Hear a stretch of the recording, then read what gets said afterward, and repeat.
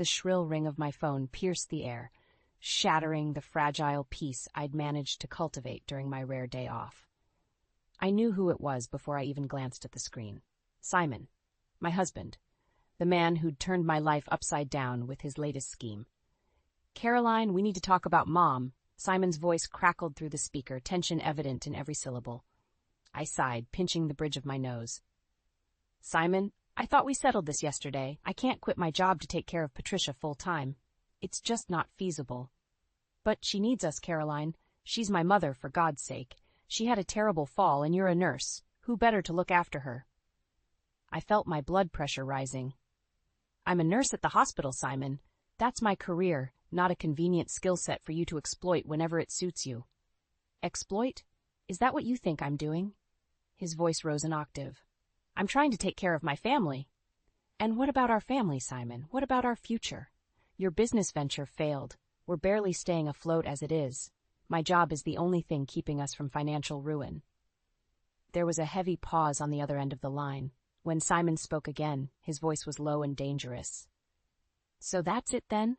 Money is more important to you than family?" I felt as if I'd been slapped. "How dare you? I've supported you through thick and thin. I stood by you when you quit your stable job to chase your dreams.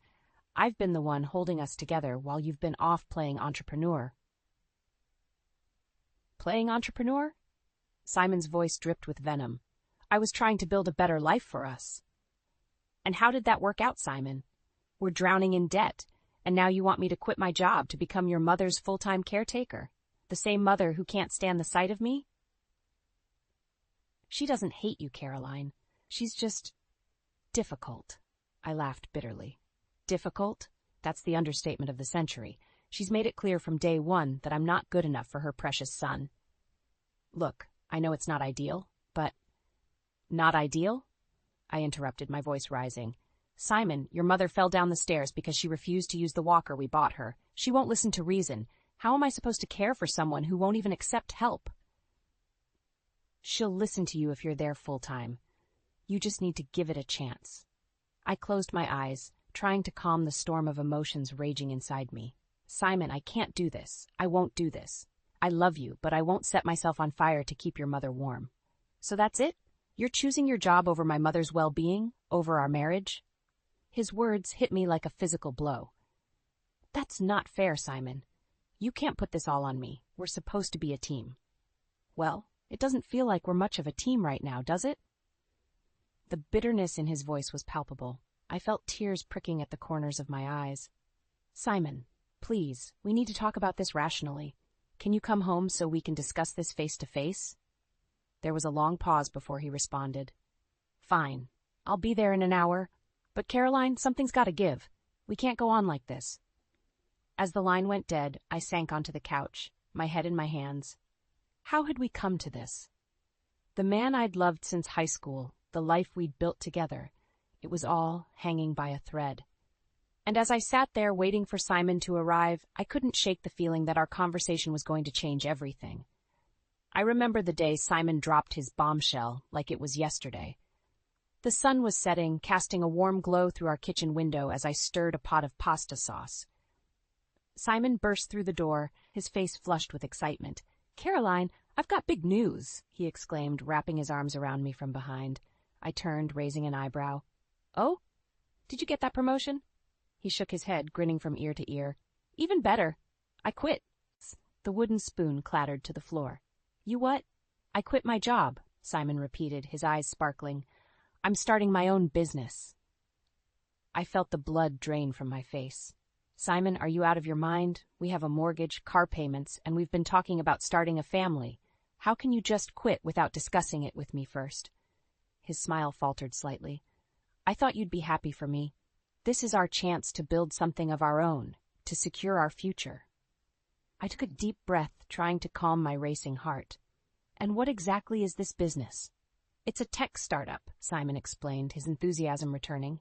"We're developing an app that will revolutionize the way people shop for groceries. It's going to be huge, Caroline." I wanted to believe him. I wanted to share in his excitement. But all I could think about was the mountain of responsibilities we had and how precarious our situation had suddenly become. Simon? I love that you're ambitious, but this is a huge risk. What if it doesn't work out? He cupped my face in his hands, his eyes boring into mine. It will work out. I promise. I've done the research, I've got investors lined up. This is our ticket to financial freedom, Caroline. Don't you trust me? And there it was, the magic words. Trust. How could I tell him that while I loved him with all my heart, I didn't trust his judgment on this? How could I express my fears without crushing his dreams? Of course I trust you, I said softly, hating myself for the lie. I'm just worried. This is a big change. Simon's face lit up. I know it's scary, but think about it. In a year or two, we'll be set for life. No more worrying about money. No more living paycheck to paycheck. We can start that family we've been talking about, buy a bigger house, travel the world.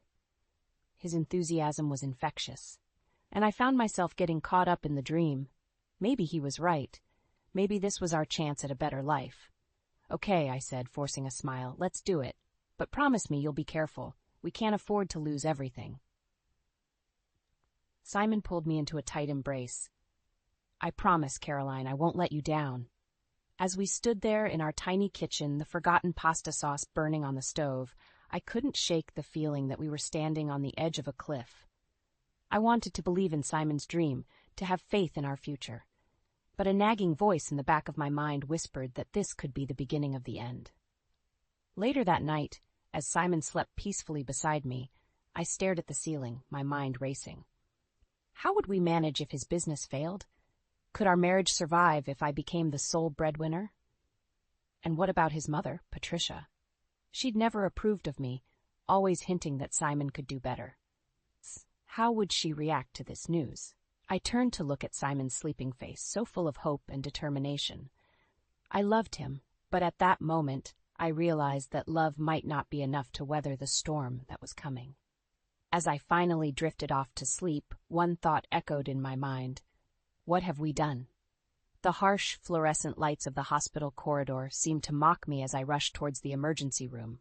My scrubs were wrinkled, my hair a mess, but I didn't care. I'd just received the call that would shatter the fragile peace I'd been clinging to for months. Caroline! Linda, my friend and fellow nurse, called out as I rounded the corner.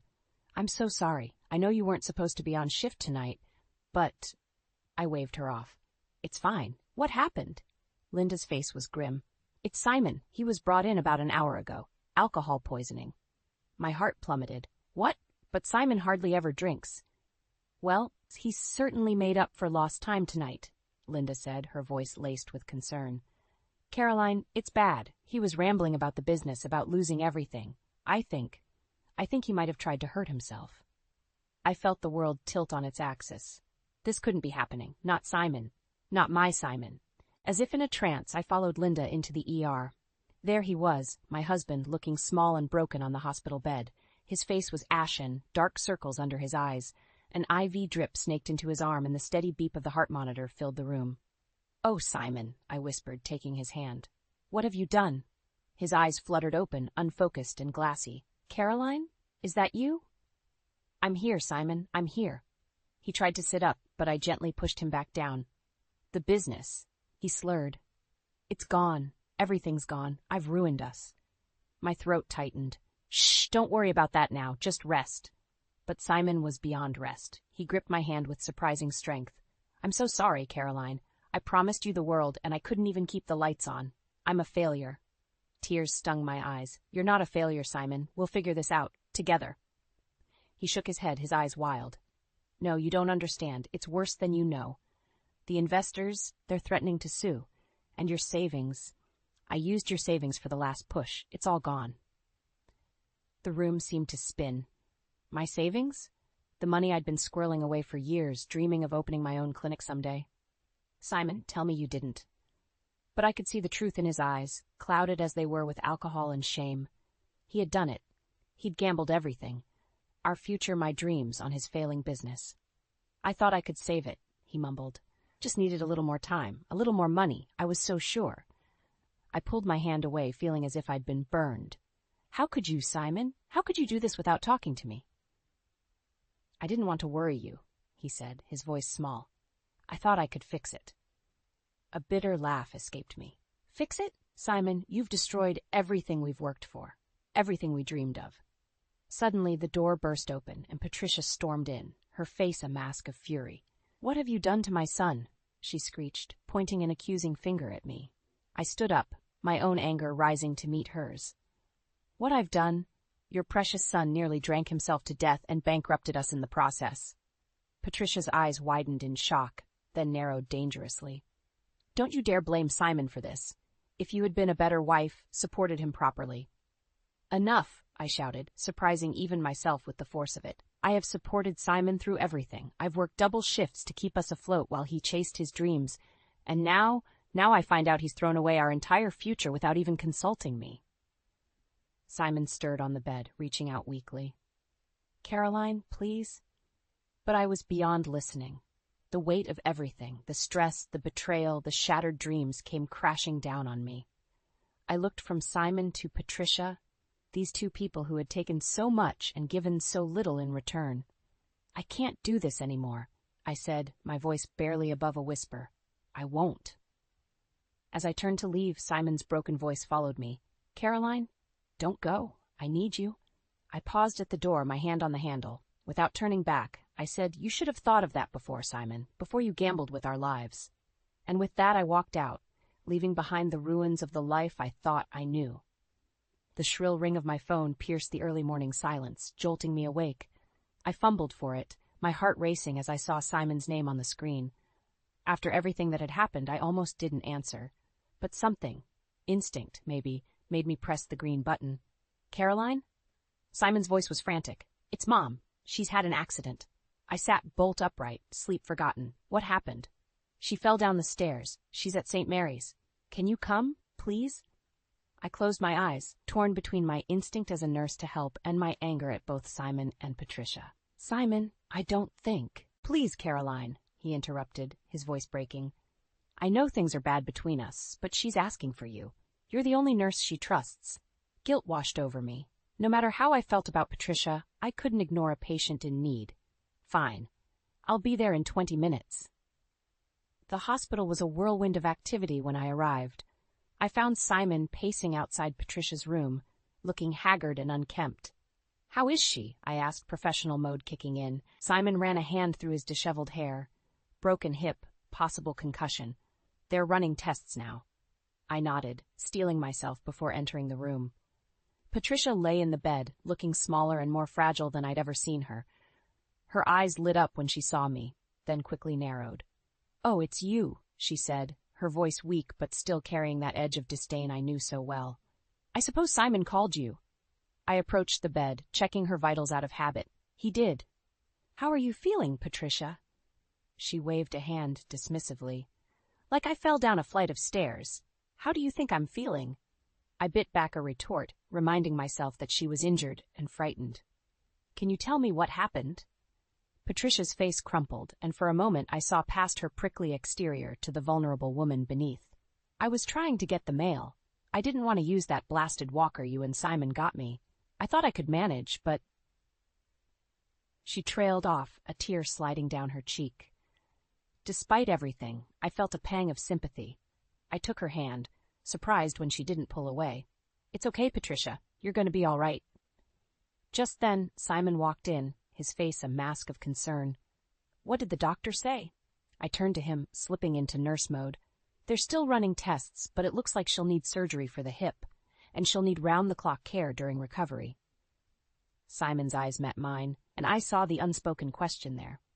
Before he could voice it, Patricia spoke up. "I won't go to a nursing home," she declared. "I won't be shipped off like some unwanted parcel." Simon looked at me pleadingly. "Caroline, I know it's a lot to ask, but—" "No," I said firmly, cutting him off. "Simon, I can't quit my job to take care of your mother full-time. We've been over this." Patricia's grip on my hand tightened suddenly. "You'd abandon me in my time of need? After everything I've done for you?" I stared at her, incredulous. "Everything you've done for me? Patricia, you've never approved of me. You've criticized every decision I've made since the day Simon and I got married." "I was trying to make you better," Patricia snapped. "To make you worthy of my son."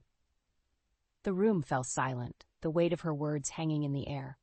I pulled my hand away, feeling as if I'd been slapped.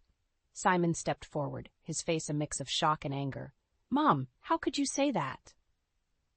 But Patricia wasn't finished. She turned to Simon, her eyes blazing. If she won't take care of me, then you'll have to choose, Simon. It's her or me. I looked between them, this mother and son who had taken so much from me already. In that moment, I realized I was at a crossroads. The decision I made now would shape the rest of my life. Taking a deep breath, I squared my shoulders and prepared to fight for my future. I stormed out of Patricia's hospital room, my hands shaking with a mixture of rage and disbelief. Simon followed close behind, calling my name, but I couldn't bear to look at him. I made it to the parking lot before he caught up, grabbing my arm. Caroline, please wait, he pleaded, his voice desperate. I whirled around, yanking my arm free. Wait for what, Simon? For you to choose between your mother and your wife? For you to ask me once again to give up everything I've worked for? Simon's face crumpled. I'm sorry, I don't know what to do. Mom needs care, and we can't afford a nurse. Because you gambled away our savings, I snapped, the words tasting bitter in my mouth. He flinched as if I'd struck him. I know I messed up, but Caroline, she's my mother. I can't abandon her. I took a deep breath, trying to calm the storm raging inside me. And what about me, Simon? What about our life together? Am I supposed to put everything on hold indefinitely? Before he could answer, my phone buzzed. It was Linda. Caroline, where are you? The hospital board meeting is about to start. They're announcing the new head nurse position. My heart sank. In all the chaos, I'd completely forgotten about the meeting, the chance I'd been working towards for years. I'll be right there, I said, hanging up and turning back to Simon. I have to go. His eyes widened in panic. But what about Mom? What are we going to do? I shook my head, feeling the weight of the world on my shoulders. I don't know, Simon. I need some time to think. I left him standing there, looking lost and broken, as I rushed back into the hospital. My mind was a whirlwind of conflicting emotions: guilt, anger, frustration, and an overwhelming sense of being torn in two. The board meeting was already in progress when I slipped in, taking a seat next to Linda. She shot me a concerned look, but I waved her off, focusing on the hospital administrator at the front of the room. After careful consideration, he was saying, we've decided to offer the position of head nurse, too. My heart pounded in my ears. This was it. The moment that could change everything. Caroline Mitchell. For a moment, I couldn't breathe. Linda squeezed my arm, beaming, as congratulations erupted around me. I should have been elated, but all I felt was a crushing sense of dread. As the meeting adjourned, my phone buzzed again. Simon. Caroline, please come back. Mom's asking for you. She says she's sorry. I closed my eyes, feeling the walls closing in. On one side, the career I'd worked so hard for, the chance to make a real difference. On the other, my family, broken and dysfunctional as it was. Linda touched my shoulder gently. Caroline, are you okay? I looked at her, feeling tears well up in my eyes. I don't know what to do, Linda. I've just been offered my dream job, but Simon, he wants me to quit, to take care of his mother full-time. Linda's eyes widened in disbelief. He can't be serious? After everything you've been through? He is, I whispered, and I don't know if our marriage can survive if I say no. Linda took my hands in hers, her gaze steady and compassionate. Caroline, listen to me. You are an incredible nurse and an amazing woman. You've supported Simon through thick and thin, but at some point you have to put yourself first. Her words hit me like a thunderbolt. Put myself first. When was the last time I'd done that? As if on cue, my phone buzzed again. Simon's desperate plea glowed on the screen. Caroline, please. I need you. We need you. I stared at the message, feeling the weight of the decision before me. Stay and accept the position I dreamed of, or go back to Simon and Patricia, sacrificing my career for a family that had taken me for granted for so long. In that moment, I knew I had to make a choice, one that would change the course of my life forever. I stood in our living room, my hands trembling as I clutched the envelope containing my new contract. Head nurse. The position I'd dreamed of for years, and yet here I was, torn between my career and the remnants of my crumbling marriage. Simon paced back and forth, his face a mask of desperation. Caroline, please, you have to understand. Mom needs us. She has no one else. I took a deep breath, steeling myself for the conversation I knew would change everything. And what about what I need, Simon? What about the life we planned together? He stopped pacing, his eyes meeting mine. There was a hardness there I'd never seen before. Sometimes we have to make sacrifices for family. Sacrifices? I echoed, disbelief coloring my voice. I've been making sacrifices since the day you quit your job to chase your dreams, dreams that left us bankrupt and broken. Simon flinched as if I'd struck him. That's not fair. I was trying to build a better life for us. And how did that work out? I shot back, years of pent-up frustration boiling over. Now you want me to give up everything I've worked for to take care of your mother, a woman who's never shown me an ounce of respect? She's trying, Caroline. She apologized, remember? I laughed bitterly. One apology doesn't erase years of criticism and contempt. Simon's face hardened. So that's it? You're choosing your job over your family? Family? I repeated, the word tasting like ash in my mouth. What family, Simon? The one where I give and give until there's nothing left of me? The one where my dreams don't matter as long as you and your mother are taken care of? He stepped closer, his voice low and dangerous. I never thought you could be so selfish. Something snapped inside me. Selfish? I've supported you through everything, Simon. I stood by you when you quit your job. I worked double shifts to keep us afloat while you chased your dreams. I've given everything to this marriage, and it's still not enough for you. Simon's eyes flashed with anger. If that's how you feel, maybe we should just end this now. The room fell silent, his words hanging in the air between us. I felt as if all the oxygen had been sucked out of the room. What are you saying? I whispered, hardly daring to breathe. Simon's jaw clenched. I'm saying you have a choice to make, Caroline. Take care of my mother, or we get a divorce. The world seemed to tilt on its axis. I stared at him, this man I'd loved since high school, now a stranger demanding I choose between my self-respect and our marriage.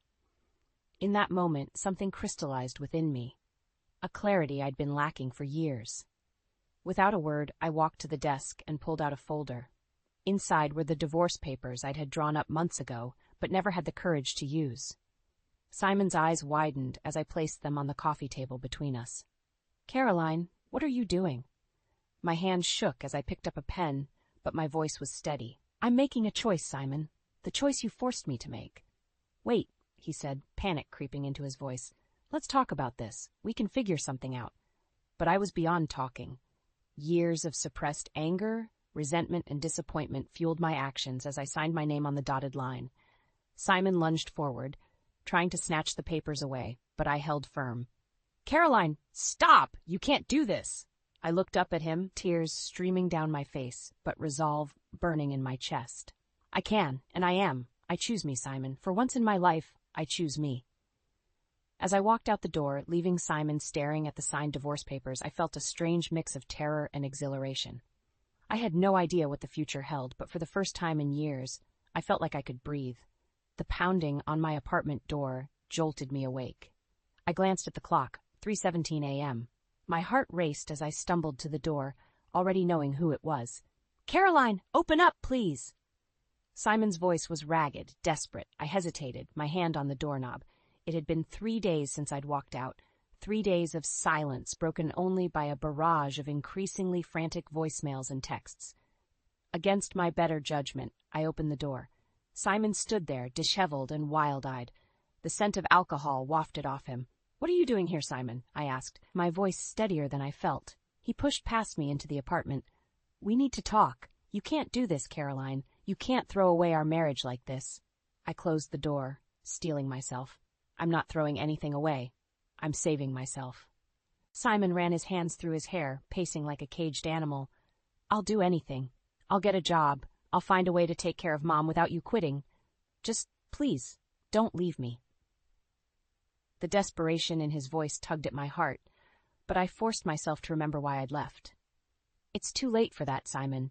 You made your choice when you gave me that ultimatum. He whirled on me, eyes blazing. And you made yours when you signed those papers. How could you do that? 20 years together, and you throw it all away in an instant? Anger flared within me. An instant? Is that what you think this was? Simon, I've been dying inside for years, watching you chase your dreams while mine withered away. I've given everything to you and your mother, and it's never been enough. That's not true. he protested weakly. Isn't it? I countered. When was the last time you asked about my dreams? When was the last time you stood up to your mother when she belittled me? Simon's face crumpled. I'm sorry. I know I've made mistakes, but we can fix this. We have to fix this. I shook my head, feeling a strange calm settle over me. No, Simon, we can't. Some things once broken can't be put back together. He stepped closer, his eyes pleading. Caroline, I love you. Doesn't that count for anything? For a moment I wavered. The weight of our shared history pressed down on me. High school sweethearts, the early struggles of our marriage, the dreams we'd once shared. But then I remembered the loneliness, the constant sacrifices, the feeling of being slowly erased. Love isn't enough, I said softly. Not when it comes at the cost of my self-respect, my dreams, my very identity. Simon's face hardened. So that's it? You're really choosing your job over our family? I'm choosing myself, I replied, my voice growing stronger. For the first time in years, I'm putting myself first. He laughed bitterly. And what about Mom? Are you just going to abandon her? I felt a flash of guilt, quickly replaced by resolve. Patricia has other options. There are care facilities, home health aides. It's not my responsibility to give up my life for her. She'll never forgive you for this, Simon spat. I can live with that, I said, surprised to find I meant it. Simon's shoulders sagged, defeat written in every line of his body. I don't know how to live without you, Caroline. For a moment, I saw the boy I'd fallen in love with all those years ago. But he wasn't that boy anymore, and I wasn't that girl. You'll learn, I said gently. We both will. He looked at me one last time, his eyes filled with a mixture of anger, desperation, and something that might have been respect. Then, without another word, he turned and walked out the door. As it closed behind him, I felt a weight lift from my shoulders. The road ahead was uncertain, fraught with challenges I couldn't yet imagine. But for the first time in years, I felt truly free. I took a deep breath, ready to face whatever came next, on my own terms. 6 months after signing the divorce papers, I found myself sitting in a quaint coffee shop, my hands wrapped around a steaming latte. The aroma of freshly ground beans filled the air, a comforting contrast to the tumultuous emotions swirling inside me. Caroline? A familiar voice called out. I looked up to see Mark, Simon's former colleague, approaching my table. Mark, hi, I said, gesturing for him to join me. It's been a while.